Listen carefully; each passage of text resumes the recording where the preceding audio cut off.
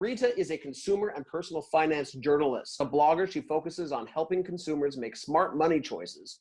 And she's worked as a reporter and a columnist for newspapers all across the West. She has a book forthcoming, Follow the Money, My Life as a Financial Journalist. Rita is at ground zero for consumer reports on product safety, on news reports about toys and other objects in the house that seem innocuous but are actually fairly dangerous for kids.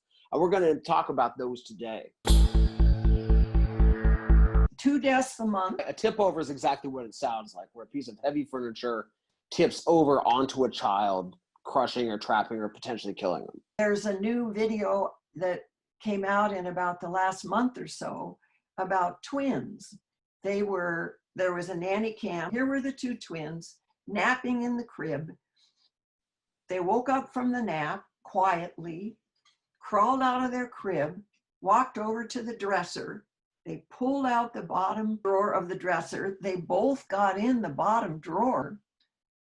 Boom, the dresser tips over on them and they start screaming. This is a big, big reoccurring problem. IKEA has recalled millions and millions of dressers. Back then, what the Consumer Product Safety Commission did was send out the news releases.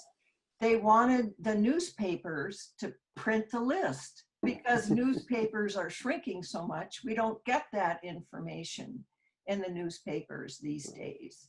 What parents need to do for new recalls is they need to weekly go to the website of the Consumer Product Safety Commission, because that's where they'll find recalls. Be really careful, because kids are putting things in their mouth. So if they swallow 1 magnet, that's not much of a problem. But if they swallow 2 magnets, then the magnets go together and they can tear holes in the stomach and the intestines. So they're very dangerous. They go like this, you know, so the kid can get in there and then fall and they strangle. About 10 deaths a year occur from this issue. And wow. Get a safety checklist of the nursery, because another strangling was caused by a Nanny Cam. It was put too close to the crib and the child strangled.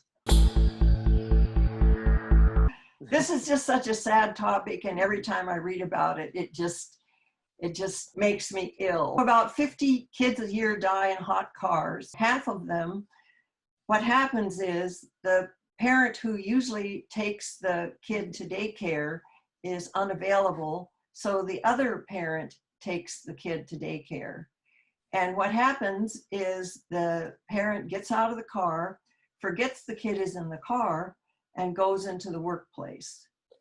And that's contrary to, when I hear about a news article like that, I always imagine running into the store to get something and not realizing how quickly the car can heat up to dangerous levels.